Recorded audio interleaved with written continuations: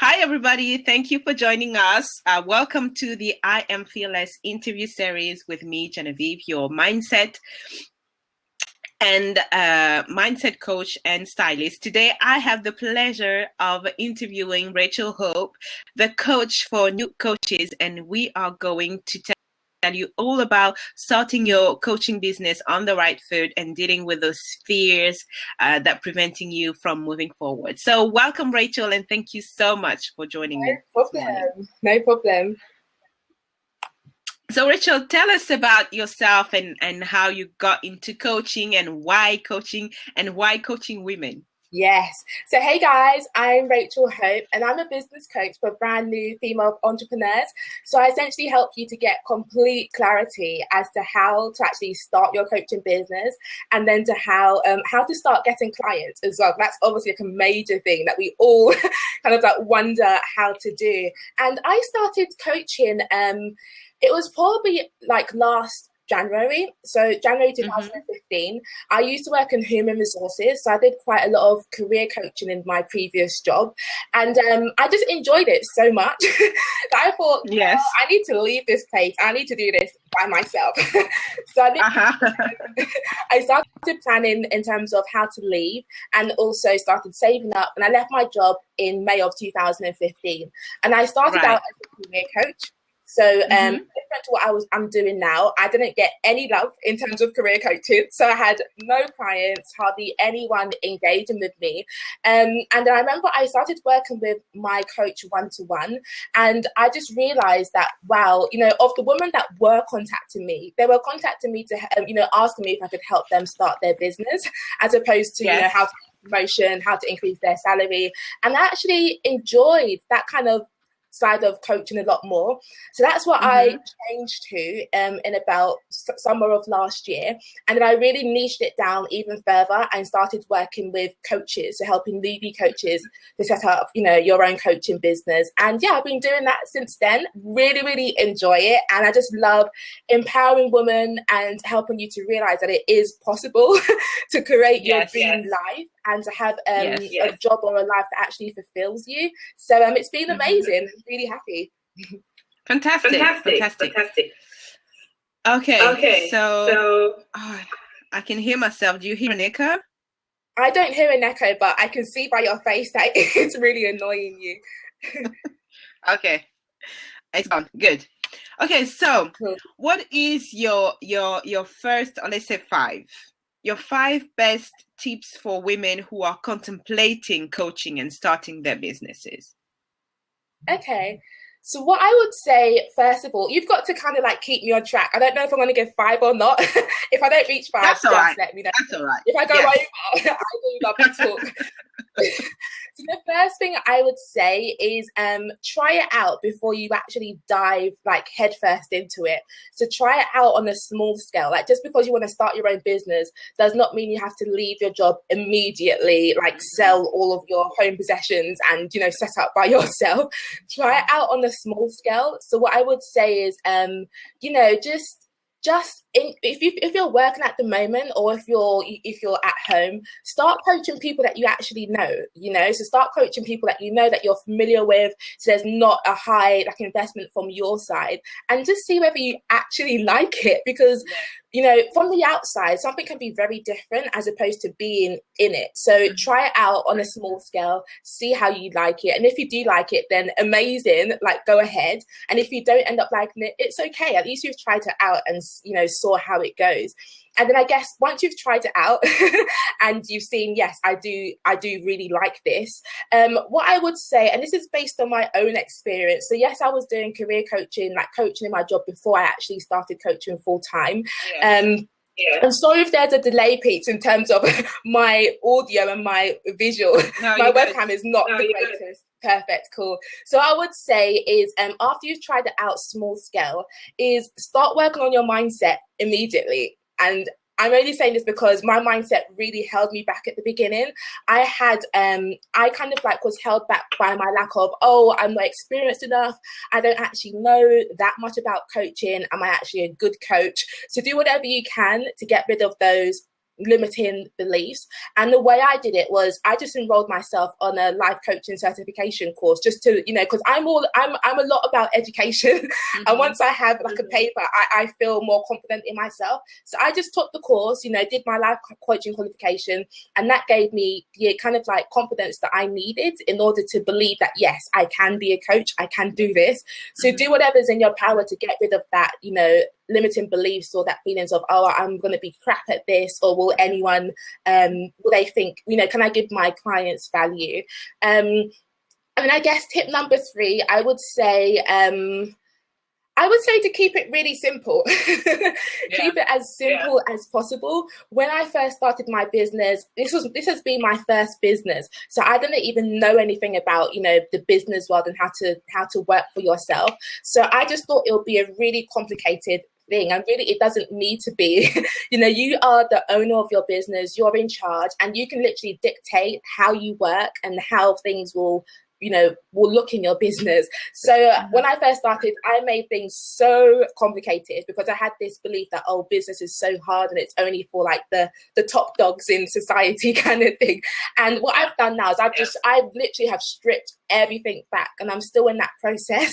So I'm literally simplifying all of the difficult and onerous processes that I set up last year, and really trying to, just really pick out the core things that is getting me results and only focus on those things. So when you first start your coaching business, keep it as simple as possible. Literally map out all the things that you'd love to do in your business, and then cross off anything that will take, so much energy, or you don't really think will really give you a lot of results, and just focus solely on those main things.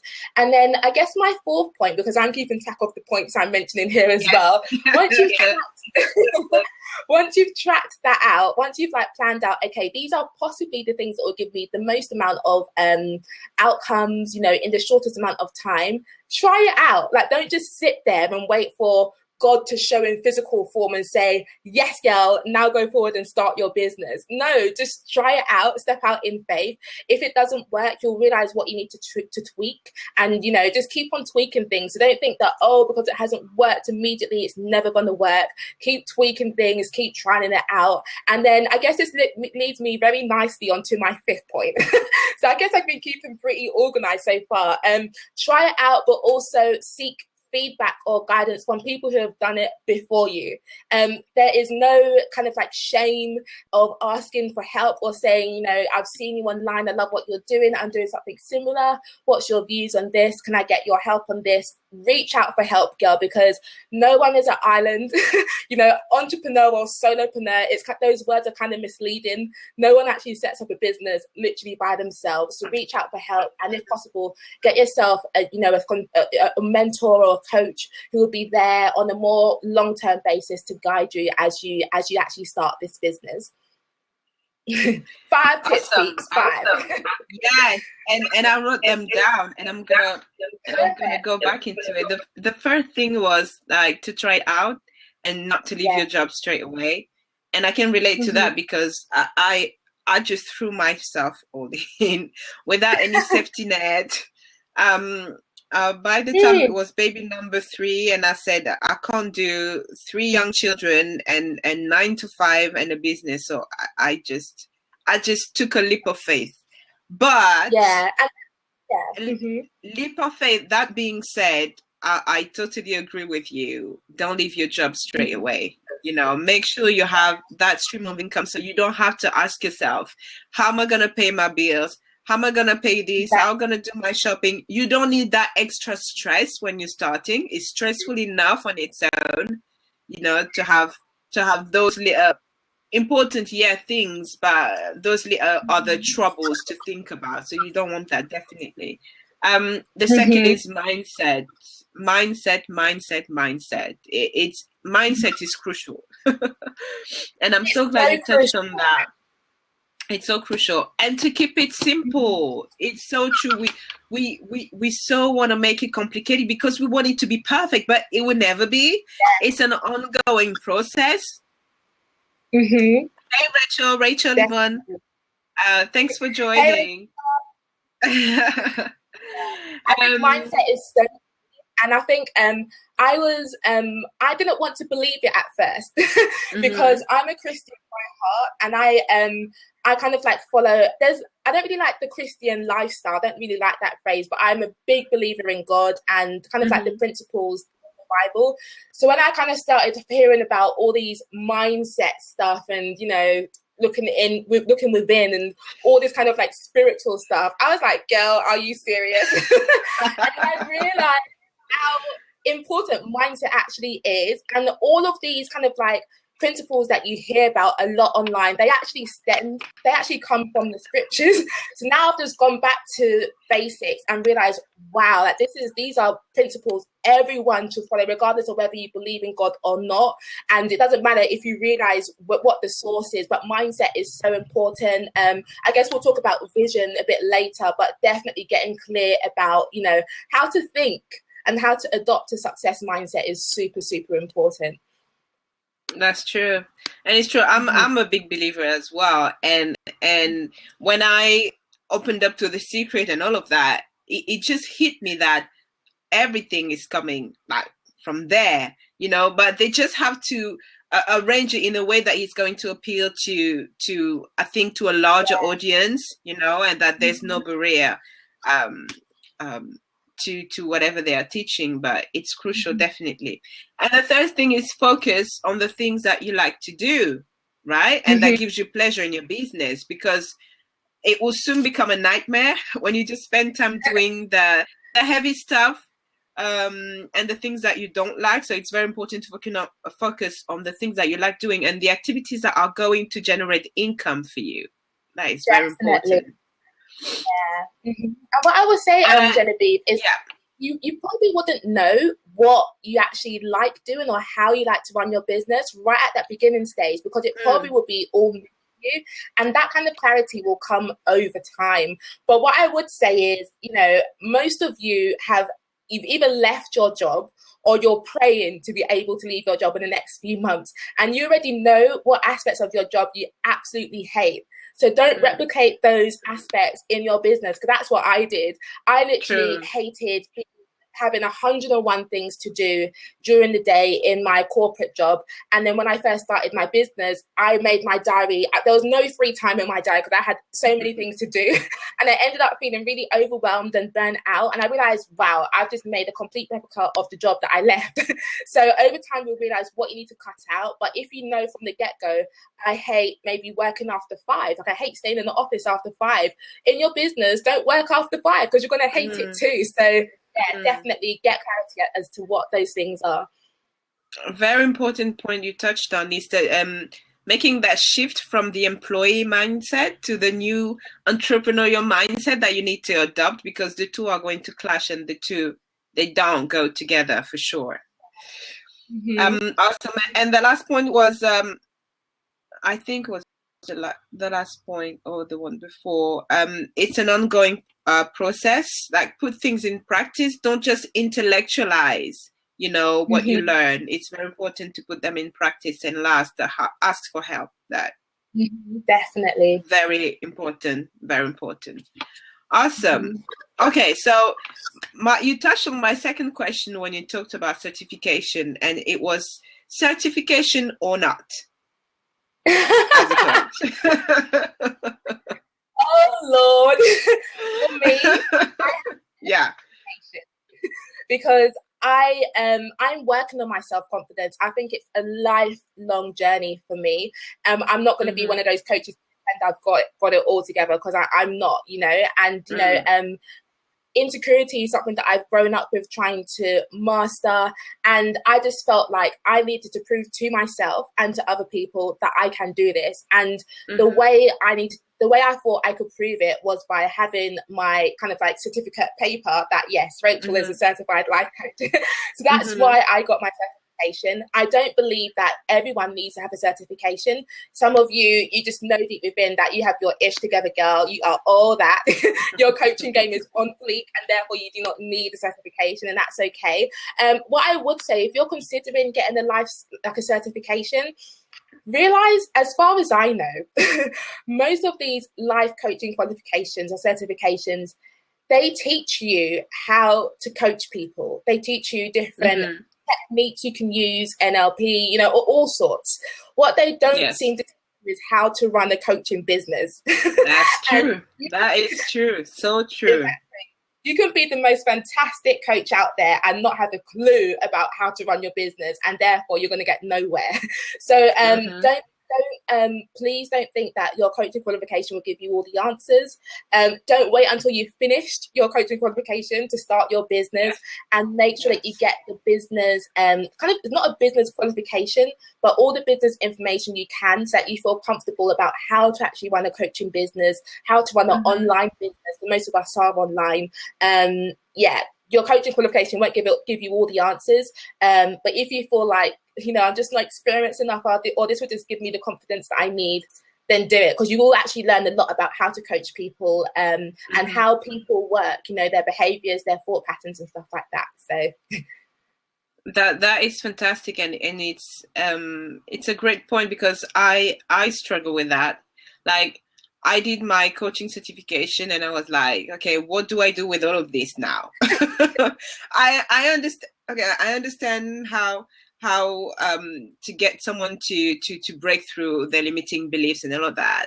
I understand mindset. I understand about patterns. I understand about NLP. But how do I put it all together to make it a business? And it really took me a really long time, like to have a glimpse of, you know, of how to put it together and like create a business or put a system in place to be able to reach out to people, tell them what you're doing, how you're doing, and create that connection with your, you know, with your clients and the people that you want to work with.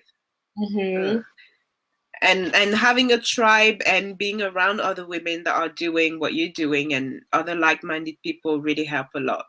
Help a lot. Yeah. Fantastic. So let's get into the different fears that can come up and show up, not just when you're starting, but along the way. I think fear will always be there. So one thing to do when you're starting, just to acknowledge is acknowledge the fear, and just let it ride along with you, but just not in the front seat. So how to best deal with the fears that are going to show up when you want to start and get yourself out there and making yourself visible. You know what I would say? Right from the get-go, so as soon as you start your business or the week before you're about to leave your job and have your leave-in due, have a quick brainstorm of the fears that you think are likely to pop up for you, because you know, you don't suddenly become a different person as soon as we start our businesses. We grow over time. That's a long process. So it's likely the fears that you're going to experience right at the beginning, and probably for the first, you know, quarter or 6 months of your business, are going to be very similar to the fears that you already have, you know, even in your current job. So for me, when I used to work in my corporate job, I didn't like, I guess you can call it being visible in group setting. I'm naturally an introvert, so I can talk easily to anyone one-to-one. Like I can talk, you know, I could just talk for years. But as soon as there are lots of people in the room, my heart literally starts thumping. So when I was in my job, I'm used to have group like team meetings in the morning or once a week. My heart would thump. You know, I would be so scared to say anything. It's just how I am naturally. And that was a fear that I had. And it continued into my business. When I first started out as a career coach, I was so scared to talk to people, you know, to network online, to reach out to people. I did go to like networking groups in person, so in central London. But again, it was so scary, you know. Those fears didn't actually go away. But what I wish I did was kind of like anticipated, oh my God, like Rachel, I'm naturally fearful of like maybe socializing or, you know, being the voice of the conversation. So this is what I'm going to need to work on my business. So I definitely say, just have a self-assessment. What are you scared of at the moment? And then start to kind of like maybe brainstorm how you can work through those fears. So for me, being visible was really big fear, and I still struggle with it today. Even though it may seem like I'm very visible online, there's many goals that I've set for myself that I will continue to work with over time. But I'll definitely say just kind of like brainstorm ways you can counteract or master your fear. And one thing I'll definitely say to everyone is that the fear will never go away. Like whether it's been the fear of being visible, of having sales conversations with people, of press and publish on your website. But it took me 8 months to make my website live because I was just so scared of anyone seeing it. So what I would say is the fear never goes away, and don't expect it to go away, because we're always growing, and it's actually, fear is a natural instinct. Like it's our body's it's not a coping mechanism, but it's like a safety mechanism. Like our instinct wants to keep us safe. Exactly. So it's actually, fear is a good so it will never go away unless your heart stops beating, because your body wants to keep you safe. But just realize that there are ways to kind of like master your fear, in the sense of get control of it, as opposed to your fear keeping you stuck or holding you back. So I hope that's answered your initial question. I feel like I've been ranting on. No, it has. So let's touch on specifics one. And I would love to talk about the imposter syndrome, because that's a huge one, right? Feeling like that you don't belong, basically. So what's your best advice to someone who feel like this is not my place, or I'm not good enough, or I'm not qualified enough to be a coach or to charge such and such prices? I think the imposter syndrome is something that we will all experience, unless you are completely blessed and you have no fears whatsoever. But I think it is something that we'll all experience, especially when we start out, and possibly for at least the first few years of our business. In terms of my own experience, I started out as a coach last year. I came onto the online world, and Facebook is my main kind of like virtual home. And I saw all of these like amazing coaches who had already started their businesses. So they all seem to be like killing it in their business already. And I was like, wow, like how do I even begin? Like how do I even reach that stage? There are 100 steps ahead of me. So immediately I felt like I didn't belong, like it was just impossible. And what I've realized that I was doing is, one, I was comparing myself to comparing my beginning to their middle, which is like a complete silly thing to do. And second, I was focusing on myself as opposed to focusing on my higher power, which is God. So when I say that I was looking at everyone else in terms of looking at what they were doing, I should have been focusing on my business. I'm at the beginning stage. So it's very unlikely that I'll suddenly be able to enter, I guess, whatever clique they may seem to be, or on their same level. And it's totally okay. Be really realistic with yourself, and try not to compare yourself to them, because no matter if you even implemented all the strategies, these like amazing coaches that the people that you think are like so above you, even if you did everything that they're doing, your business will never be exactly the same as theirs, and you'll never achieve exactly the same things as theirs, because we're all really different. That's true. And your aim shouldn't your aim shouldn't be to create a business which is like someone else's. Your aim should be to create a business that is unique to you, that really reflects your vision, your mission for the world, your purpose, and who you are. And that is ultimately going to be very different to whoever you try to compare yourself to. So I definitely try and say, take your eyes off your coaching idols and focus on your own game. Get inspiration from them, definitely. But at the end of the day, come back to yourself and your vision for your coaching business, and kick ass in your own business. And then second, I would say is try not to, in terms of, you feeling not good enough, like I can't do this is just too much for me. If you feel like that, you are focusing on the problem. You are focusing on yourself and the limits that you think you can't overcome or achieve. And the way I am doing it in my business, because I'm still working on it today. I'm literally still working on it today. I'm trying to take my focus off myself and my own limitations and focus on someone who's actually in control of it all anyway. And for me, that is God. And I'm gonna even I'm trying to be more vocal about my beliefs, because I do believe it's what has helped me start creating success in my business. And I don't want to be keeping any of my strategies away from anyone. So I definitely do try to take the focus off of myself and focus on my higher power, which is God, because he can maximize my potential more than I could even think or imagine. He can give me new talents, new skills that will really boost my business quickly, way more quicker than I'd expect, and so yeah, and it just means that you will feel more relaxed and at peace, and it doesn't matter whether I'm good enough or not, because I'm constantly growing. There's someone who's in charge of the process. I have to trust the process and trust him. And for you, it may be the universe or spirit or whatever, but he's called God. So I really, really believe, if you're feeling oh my God, I can't do this, I'm not good enough, I'm not experienced enough, it's because you're focusing on yourself, and you need to start to focus on someone who is in control of the process, and who can actually open doors for you, even if you aren't experienced enough to enter those spheres in your business. So those are my tips for imposter syndrome. Fantastic.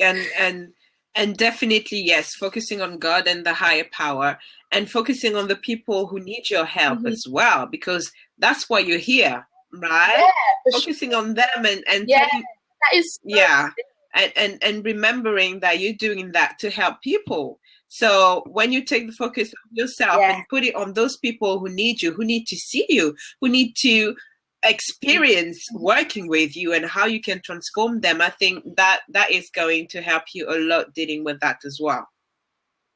So fantastic. That is a truth bomb right there. That is you dropped so truth bombs in 30 seconds. I literally learned that from I was in Marie Forleo's B-School group program quite a few years ago, and that was the first time I had heard someone say, just stop focusing on yourself. It is not about you. Your business is not about you. It's about your clients, your potential clients, if you don't have any at the moment, and being available to help them and serve them. And I tell myself that every day, Rachel, it's not about you. These people need your help. So therefore, show up in my business and be of service. And it's almost think about it. We all get ill sometimes. You've got a scarf over yourself because you've got a cold or whatever you have. We all got ill, and imagine if our doctors, or our GP was you know what, I just don't think I'm good enough. I don't know if I can do this. And he just stayed at home. You need his help. You need to get your medicine, your prescription. Your doctor better be in his GP service, and that is the same mentality that we should have in our business. These people really need our help. They need to lose the weight the extra weight they have, or they need to get their marriage or relationship in order. They need to start their business. And if we can help them, we should be available to help them. So taking the focus off our own selves definitely amazing helps. That's true. Next up is the fear of success. Yes. Because I do believe that is something that can hold us back as well, because you can come from a certain background where you're the only one doing what you're doing. So you're setting or you're creating a new path, whether it's in your family or your community. So reaching a certain level or achieving a success that would be different from what you are used to and your family is used to and your community is used to can be something that can hold you back as well, because you don't want to be seen as different. Or do you know what I mean? What do you think? For sure. I have experienced that myself. So I do not come from a family of entrepreneurs, for example. I don't have any friends who have their own business, but I do have quite a few family members who have tried to start their own business, and it didn't go too well. So I haven't grown up being surrounded by an abundance of money or people who have their own businesses. And for me, leaving my job and coming out to do this is very different. And to be honest with you, not all of my relatives understand what I'm doing. And I feel oh my God, I'm creating tension in the family. I'm you know, I'm being different. You know, it's, you know, people would love to just keep you in their box. Like, I know Rachel Yvonne, or I know, you know, Leanne as so-and-so. This is what Leanne does. This is what Rachel Yvonne does. I don't want her to change, you know, because if she does change, I can't understand it. It's too much for me. She's turning into someone different. So what I would say is, what I've started to do is, if you want to move forward in your life, you've got to surround yourself with people who are already at that level. And for me, it's a bit hard at first, but you literally need to start changing your circle. So when I say changing your circle, I mean, if your family doesn't understand what you're doing or what you're trying to create, maybe just stop telling them about your business and your goals, because until they reach the level that, and it's not about being better than so-and-so, it's just a matter of us having different paths and directions in our life, you know. If your family doesn't understand what you're doing, stop trying to explain it to them and start talking to people who understand the coaching world, who understand what coaches do, understand how it is to have your own business. And I've literally been surrounding myself with people like you, other coaches online, and women who have the same vision and mission as me. And I no longer feel like, oh, I have to keep within the box that people are trying to keep me in. So I'll definitely say, change your circle. Change your circle, surround yourself with people who understand what it is you're trying to do, and who can actually like guide you. You know, the worst thing you can do when you're starting your own business is only talk to people who don't know, who don't have a clue about what you're talking about, because they'll be like, it's not going to work. Like, you know, just stay in your job, you know. And that is, we lost Rachel. We lost Rachel. I'm sure she'll be back in a few seconds. So here she is. Here she is. It's literally like the spirit realm saying, we lost you. The spirit realm wanted that message to sink in, and if you to like really get what I'm saying, so they'll just put a brief pause. But definitely surround yourself with people who understand and who can guide you, and who are not there to hold you back or to say you can't do it, because that's not going to help you. That's so true. I think you didn't realize we lost you for a few seconds, but I think you kept talking. Oh, I'm so sorry. That's all right. The main gist of it was change your circle. You know, change your circle. Get with people who understand what you're doing, and just you know, Leanne said she was gonna come and keep us company. Share your comments in the comment section. It's so good to like interact with you and stuff. Okay, Rachel even say, yes, it's so true. You have to up-level everything in your life. Keep some things to yourself and only share with your tribe. If your partner doesn't get it, just keep doing what you're doing and you'll see. And that is so true. That is so true. Not everybody will understand. I don't talk to anybody like in my family about what I'm doing. I just let them see it. I just let them see it for themselves. Yes. Yeah. Exactly. Okay, next up, fear of failure. A big elephant in the room. The fear of failure. What is it all about? So, it's a natural instinct we have, because we're trying to enter a new sphere of our lives, you know, where we usually haven't done this before. So usually our first businesses, or we haven't been coaching in this way before. So again, our body, our mind wants to keep us safe, keep us in like the safety net. The fear of failure, I don't believe it will ever go away. So the way I've started to, I guess, take control of it or master my fear of failure is by acting, you know, in spite of the fear, doing it anyway. So every morning, like, I don't wake up feeling like, yes, I'm going to literally kill it in my business today. I'm going to be, you know, I don't wake up like that. Although I wish I did, I didn't. I have to do a morning mindset practice. It may sound a bit like, you're like not like a loser, but like, oh, you're weak or whatever. But I do believe we all have to do like some kind of like mindset routine, because we need to be training our minds to not listen to that voice of fear. So do whatever you can to kind of like decrease the voice or decrease the volume of the fear in your head, and to really train your mind to believe that you can do it, you know, in spite of the fear that's going to be there. So I definitely say don't wait for the fear to disappear before you start taking action in your business, because you'll be waiting until you're, you know, on your rocking chair, you know, in your 80s or whatever. Also, just go ahead and do it, and do whatever you can to like not to almost like to drown out that fear. Or even what I've started to realize is something that my coach actually spoke to me about last week. She was asking me, like, Rachel, why do you feel scared? Like, why do you feel fear in your business, or why do you worry in your business? And what we realize is that, you know, it is my body trying to keep me safe. So I feel scared because I want to feel safe. And actually, sometimes it's not about drowning out the voice of fear, but about really accepting it and saying, you know, girl, I acknowledge you. You know, I know you want to keep me safe, but I've got this. Yes. I know what I'm doing. I've planned out my next step. So therefore, it's a calculated risk. It's not like something I'm doing out on a whim. And I do trust God, who has control of the process. So I'm going to do it, and we're gonna work through this together. So sometimes if you feel like I can't drown out this voice, it's just too loud, I'm too scared, try and work with it and accept it and tell it, no, hey, like, I've got it. I can do this. And if it doesn't work, we'll still like implement a kind of like a, not an exit plan, but like what would happen if it doesn't work. So yeah, those are my 2 tips for, I guess, the fear of failure. That's it. I'm joining you on the last thing that you said. The last thing that you said. That echo again. That echo.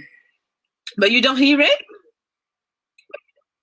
No. Okay, cool. Let us know in the comment section if you have an echo, peeps. Is it when I talk that you have an echo, Genevieve? Better. Okay. Yeah, I don't hear it anymore. Okay, perfect. Thanks, Leanne.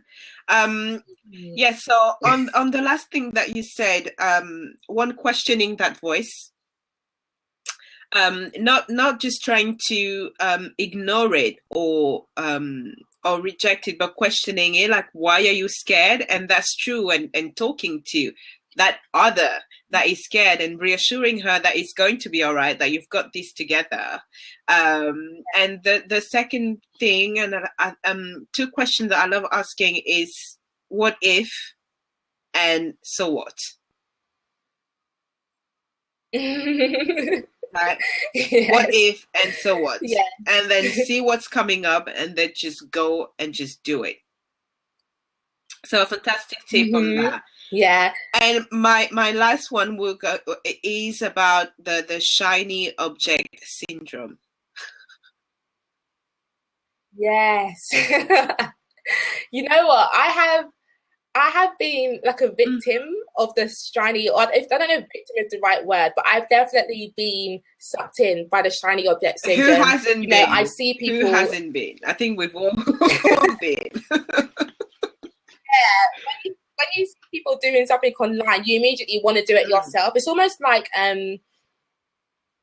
it's similar to the bystander effect, where you just see a large crowd doing something, you want to do it too, or you want to have it too. So everyone online seems to be saying, like, I've made, 6 figures in 6 days, or 5 figures in 5 whatever, and we all want it for our own selves.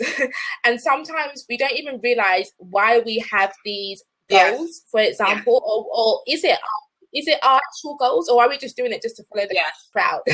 So what I've been doing in my business, and I mentioned it in my own Facebook group, New Fempreneur Coaches, this morning, and I think I've done some periscopes now. We'll continue to talk about it because it's so relevant.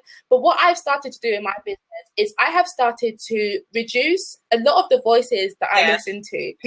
And I wish I had done this earlier, but I think we go through everything that we go through for a reason, to learn through it.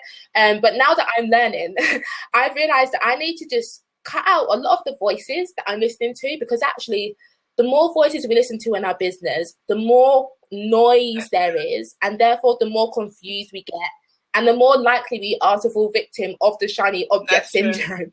So what I've started to do is I've unsubscribed from a lot of the newsletter email lists I had before. People that I didn't even read their emails, or people that I had solely subscribed to just to be sneaky and see, what is she doing in her business? Or what email she sent out this week? All those icky, horrible stuff. I've tried to cut it out in my business, because that is not the space that I want to be working from, you know. Also, I mentioned in my Facebook group today, Periscope, I've unfollowed a lot of people that I don't believe I feel connected or aligned to, or that I'm just following just for the sake of it. Fear of missing out is very similar to the shiny object syndrome. So I was thinking, I don't want to miss out on any key information. So therefore, I'm going to be listening to 101 people. But what I'm essentially saying is, cutting out a lot of the voices that you listen to will help you not succumb to the shiny object syndrome, because you won't be seeing as many shiny objects around. You know, it will help you to focus more on yourself and your own goals for your business. So I would say try it out. You know, you will have that fear of missing out. You know, you'll think that, if I unsubscribe, what if she gives the most amazing coaching business, or the secret we all think exists in terms of how to have a really business. But trust yourself, trust that you already know all the answers, or the answers are already within you, and it's a matter of time that they will come out. Just try and cut those voices out, because it really does help. And the less you focus on other people and try to copy or imitate what they're doing, the less you will feel that you need to copy their business, or like the less you'll feel like a victim of the shiny object syndrome. That's true. And you've got to believe that and come to a place where you know that you have all the information that you need right now at this very moment. Yes, we grow, and it's an ongoing process. You are an evolving being, right? But at that very moment right now, you have everything you need to do what you need to do and what you have to do, and really come to a place of trusting in yourself. That's going to help a lot. Whoa, fantastic, Rachel. Thank you so much. Thank you so much. You have a fantastic Facebook group, Rachel. Yes, it's called New Fempreneur Coaches, because it is for you if you're a new fempreneur coach. So I literally, it's a great community to surround yourself with like-minded women who actually understand your journey, so who are on the same path and journey as you. Tons of tips and support we give in terms of helping you to get started with your coaching business. There's so much information and support in there. So it's called New Fempreneur Coaches. Just come and join us, and I'll accept you into the group, because it is a private, closed-knit group. But check us out on Facebook. My website is also rachelhopecoaching.com. So check me out, and I'd love to just hear more about your business and what you're trying to do. And Lorraine says she's no longer a bad virgin. That is so funny. I'm trying to put your website in the comments. So rachelhopecoaching.com. Yes. There you've got it. Yes. There you go. Lorraine is such a joker. Fantastic. Such a joker. And also, I think one thing before we finish is, as you start your new coaching business, or as you develop it, you will eventually start using all of these new technical platforms and stuff. And there will be a lot of fear as to, how do I actually use Blab or Snapchat? What the heck is that? Because some people are getting onto Snapchat and Periscope. And the more you use them, or the more you watch other people using them, the more comfortable you will get with doing it. So yes, the more you use it, Lorraine, the more comfortable you'll get. And, all of us have these initial, oh my God, do I know how to do this kind of thing? But it's just all part of the process. Stick with it. Technical bugs are going to happen. On my last Blab, we spent 1 hour, me and my guest, figuring the sound out. It was working on my side, but not on this side. We went on Google Hangout. Google Hangout didn't work. We came back here. We prayed. Oh, Lord. We need this to work. And it ended up working. So, you have to be persistent. Yes, you really, really do. And also just try and have fun as much as possible. This is not, usually £1 million is not at stake, not at our old corporate jobs anymore. We don't have those 6-figure budgets, Just try and have fun with it. You'll learn from it. And people actually love when they can see the mistakes we make, because it just means that we're human and relatable. So so hopefully in my next Blab interview, my HD webcam will be working.